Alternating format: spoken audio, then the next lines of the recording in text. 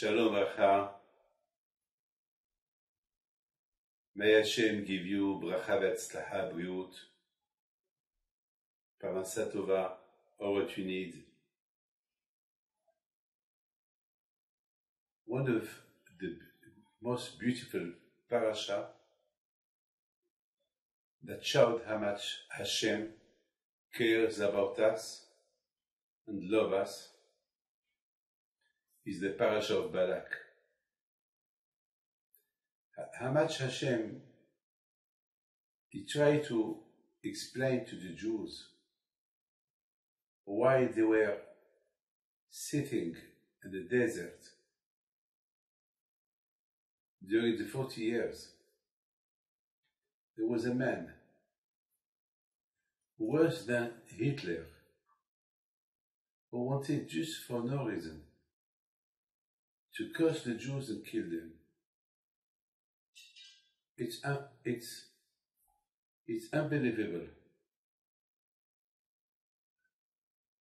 This man was named Bil'am, and never Hashem, he showed any interest that he wanted to punish the Jews. As we know, that the Jews in the desert, they did the golden calf. They talk bad about Israel. Korah, his revolution against Moshe and Aaron, and he made most of the Jews against Moshe Rabbeinu, talking bad about the Torah. And there was a lot of reasons that Hashem could show anger against the Jews, but never he showed to Bil'am that he was angry.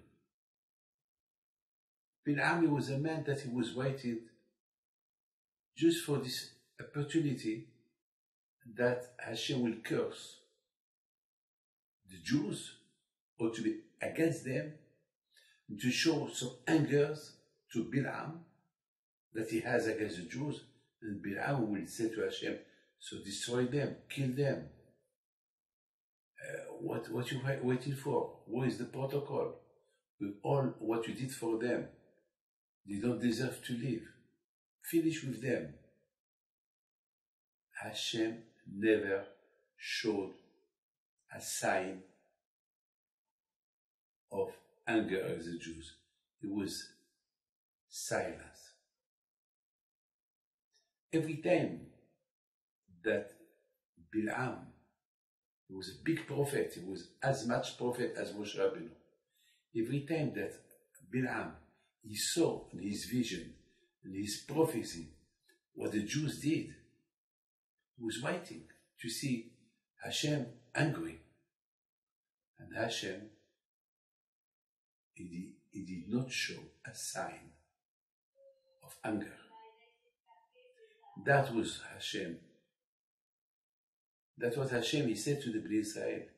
Zechor, remember, while you were sitting in the desert with all the times that you tested me, you were very bad with me. I did not punish you. I was nice to you. I didn't show Bil'am any anger against you. Don't forget that. That's how Hashem, he showed us how much he loved Am Israel. Bil'am, his mouth was like a bomb atomic. We had a lot of Hitler since the existence of the Jews. We had a lot of people that they wanted to finish with us. Adrianus, Titus, Nebuchadnezzar, during the Crusade.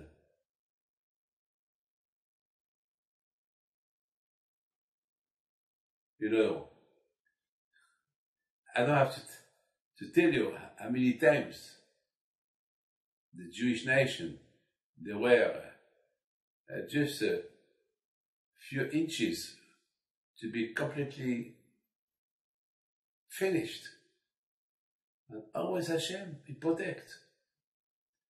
But we did not have a man like Bilam, that in one shot, on 1 minute, just if he said to Hashem, destroy them, kill them, finish with them, never Hashem give him that opportunity. What it's incredible is that this is what I do not understand. Bilam, if you read the parasha of Bilam, you will see how many times Bilam, he said a lot of compliments about Abraham, Yitzhak, Yaakov, compliment about Moshe Rabbeinu, compliment about the Torah. He said, Ma tuvo alecha Yaakov. The Torah is the best. How much Hashem is happy when the Jews study Torah, respecting Torah mitzvot, respecting Nida. Oh, your tent, what a beautiful tent. Beit HaMidrash, synagogue, Bishkinotecha Israel. Ma tuvo alecha Yaakov. The Jews, they are like Yaakov. Yaakov is the talent. It's like a small. And Hashem make them to be Israel, make them to be from Yaakov to Israel. A high level, because it is two names. Yaakov is a small level. The Ben Ish Chai said that the Jews today, they are Yaakov. Yaakov from the word Ekev, very small. But when Mashiach will come, they will become Israel, they will become high level. So anyway, that Bilam, he knew that one day the Jews will become high level. And he said, oh, whatever, all those nations that you want to destroy the Jews, they will be punished. What I don't believe, what I don't understand. All this, all what Bilam, he saw in his visions, he saw Mashiach come in, and he saw that Mashiach, he will destroy all those who are hypocrites, are the Avodah Zarah, all those that idolatry. He saw everything. And I don't understand, with all what he see, still he wants to curse the Jews.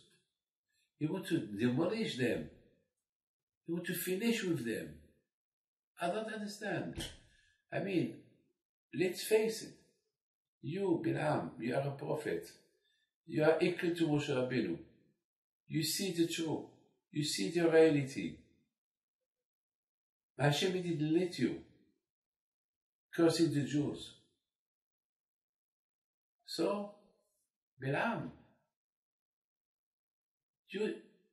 you recognize that Hashem utorat melech bo, that Hashem he protect the Jews. Utorat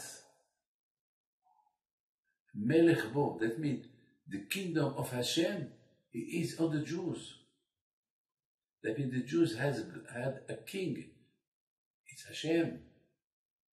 And utroat, the word troat, is from the word Torah. Utroat melech bo. Torah, utroat, that means what made the Jews to be closer to Hashem. And Hashem is their king because they have the Torah. With the ayin, the Torah that shiv'im panim the Torah, that you can explain the Torah in 70 ways. It's incredible, my friend. That's what Bilam saw. And what I don't understand. All his visions, he see that Hashem, during 40 years, Hashem, it did not show him any sign of anger, that he is angry against the Jews. Still, he was waiting, he was looking for a minute, for for a, for a, for a, an opportunity just to curse the Jews, to finish with them. I don't understand. My friend, from here we understand that anti-Semitism has no reason. You know, there is a connection between Parashat Balak and Parashat Chukat. In Parashat Chukat, there, the Torah explains you there is a mitzvah that no one understands.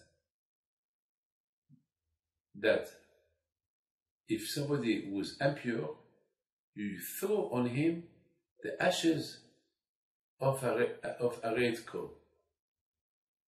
And then he becomes pure. And otherwise, he will remain impure. Why? The ashes of the red coat. Nobody knows. So, of course, the people will laugh at this kind of mitzvah because usually you do something that you understand. Something that you don't understand, people laugh at you. Just imagine that I walk in the street with my hand on my face. People will laugh at me. Why do I do that? Just imagine if the Torah said the Jewish people, when they go out on Shabbat, they have to go with their hand on their face. I mean, people will not understand. Okay, the Torah did not say that, but let's say if Hashem would ask us to do that, we will do it. But the people will laugh. Why would we do that? And we have no answer for that. It's crazy. So it's the same. Hashem said, I know that people will laugh at this kind of mitzvah. That the ashes of a red coat purify a person that is impure. We do not understand. My friend, the same way that we do not understand why the ashes of a red coat purify somebody that is impure is the same thing. We do not understand how Bilam hates the Jews.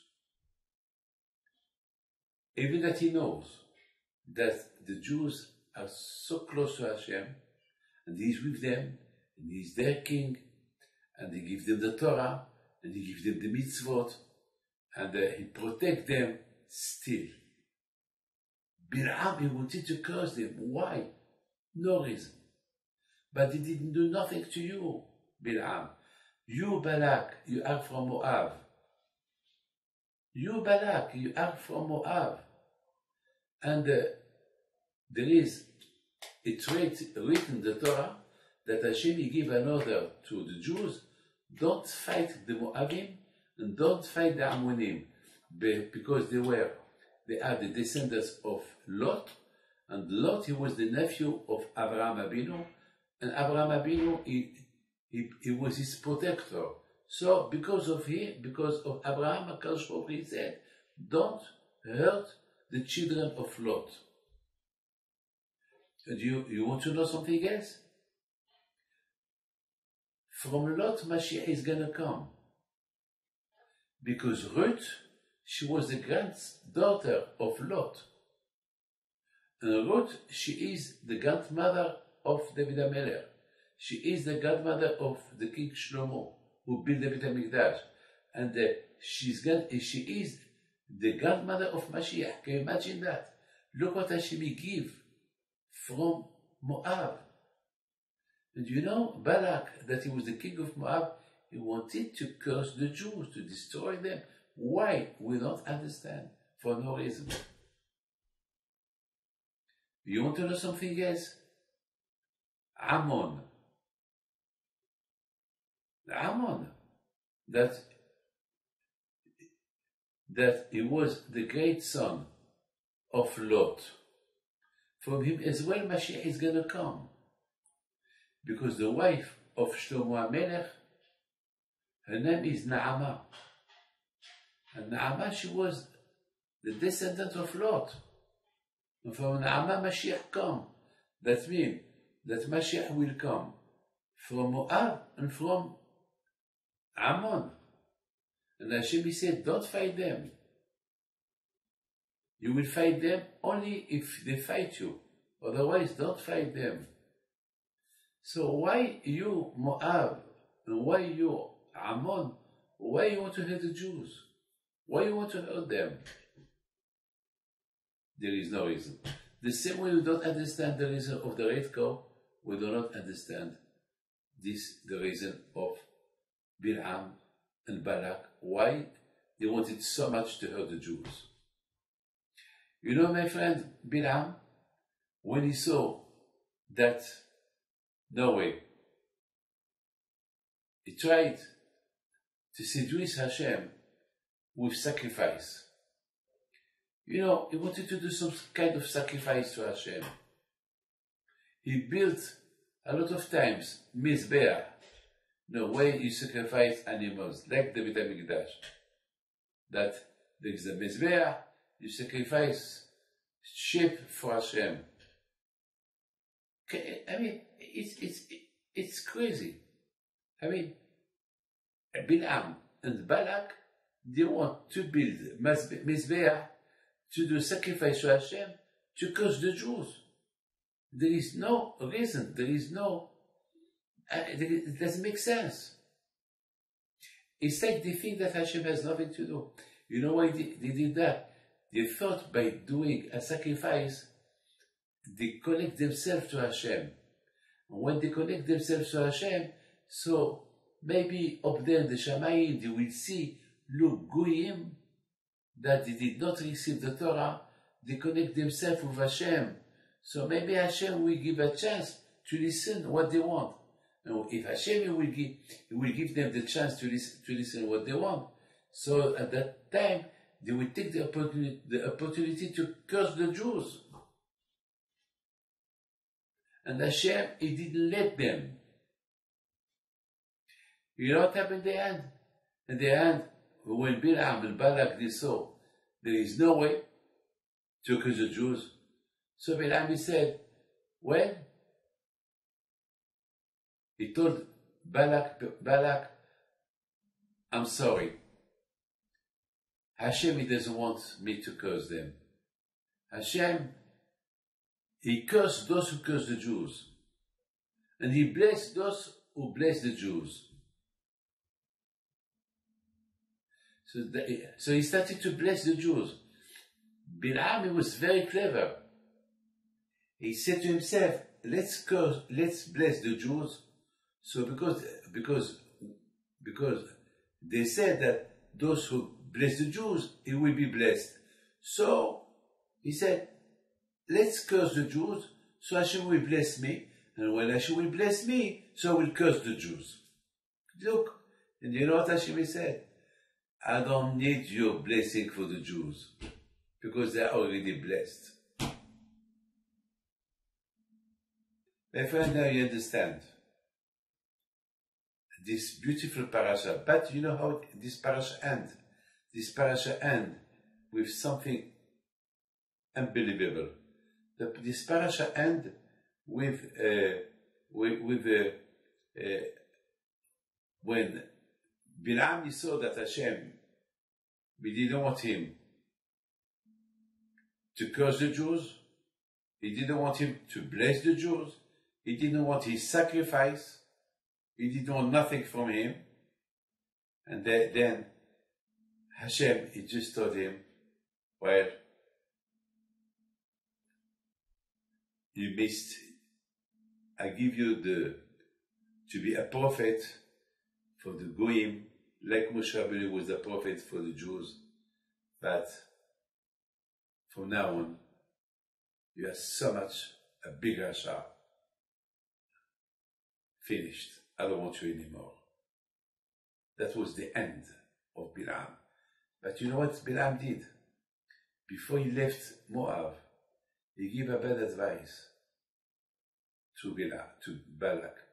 He told you, you know, their God, He don't love, He don't like. When there is a relationship between Jews and Goyim, when there is, God forbid, man and a woman. So I give you an advice. The Jews, they need to fabric the talit. So make tents and put there beautiful girls. So the Jews will come to buy the material to do the talis. So they will seduce the Jews, and they will have a relationship with them, and then they will give them wine, not kosher food, because they will be, they will have, invite to go with the woman, and then they will give to the Jews the Avodah Zarah to kiss it, and then Hashem will be angry against the Jews, and he will punish them. Do that. That, can you imagine, my friend, what kind of horrible advice that Bilam gave to Balak? I mean, you never heard this in your life. What kind of advice? Diabolic advice. This is a prophet. That's what you call a man of God, a prophet. A prophet supposed to be a man of God, a man of Hashem. This is the man. How can you believe this? Incredible, unbelievable. That was the advice that Bilam gave to Balak. And Balak, he said, okay, I will try your advice, but now get out from here. And unfortunately, Balak, he tried the advice of Bilam, it worked. That's what he did. And they had 24,000 Jews that passed away, that had been killed. Because it was a pandemic, Hashem was very angry, and unfortunately, that was terrible. My friend, but Baruch Hashem, there was a man, Pinchas, the son of Elazar, Pinchas, the grandson of Aaron HaKohen. He saw Zimri. He saw the leader of the tribe of Shimon. That he went with a Goya, with a girl from Midian. And he went with her. And he was a very old man in front of everybody.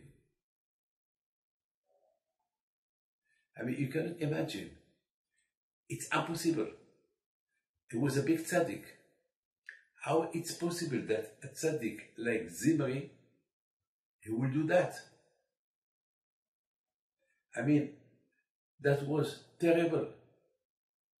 And it's like, I mean, at that moment that the pandemic was killing Jewish people, this man, he went with a Goya. He was a big tzaddik. There is some rabbis who said that he was over 400 years. He was an old man. And he went with this Goya. And the anger against the Jews was more. So Pinchas, he went to Moshe Rabbeinu. He told Moshe, you cannot leave this happen. It's impossible. I mean, God forbid. And Moshe Rabbeinu was down. He lost his strength. He did not know what to do. He couldn't believe. He was shocked. He was shocked to see Zimri doing that. You know, like somebody that is shocked. You don't know what to do. So Moshe Rabbeinu, he told him, I don't know what to do. Do whatever you want to do. And then Pinchas, he said, I cannot leave him to do this. He went for Hashem. And Hashem give him strength. And he punished Zimri with the woman. That both of them, they were doing, having a relationship.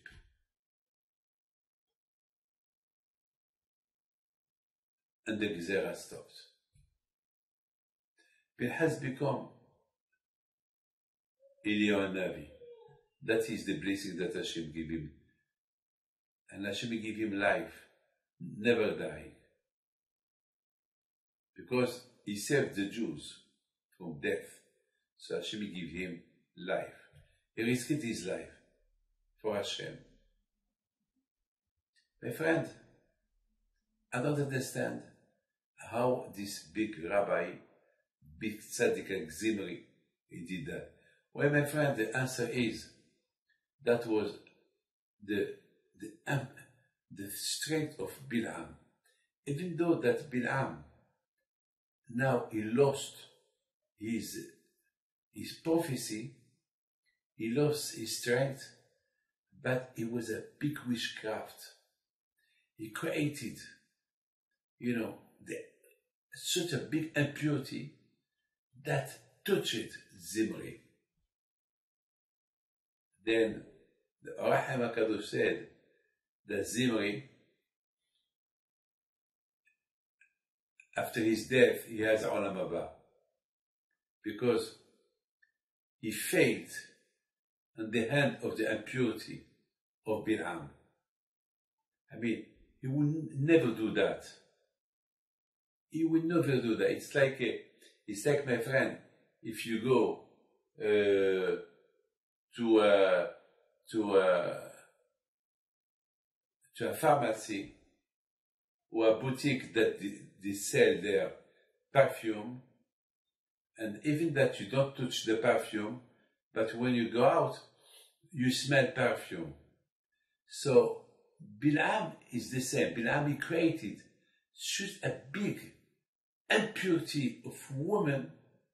So even Zimri, he had this ta'ava to go with this lady. And there is, I think I saw in some books, some holy books, that Moshe Rabbeinu, he was buried, nobody knows where he is buried, but he was buried in a place where this impurity of Peor, of Bil'am was. So Moshe Rabbeinu, he was buried there so he can stop this impurity not to go toward the whole world. Otherwise, the whole world will be, having envy of znut, of impurity things. Or what we have today in our generation is only 1%, because 99% of the envy of the znut, of bad things, Moshe Rabbeinu controlled it. But Mashiach will come, Be'ezat Hashem. This percent from Bil'am that is left, it will be finished. My friend, this is the parasha of Pinchas. The parasha of Pinchas, Pastor gives the reward to Pinchas for all what he did, and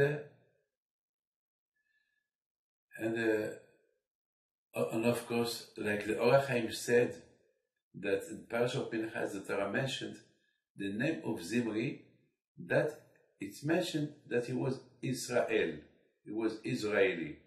So Or HaChaim HaKadosh said, why did the Torah mention Israeli?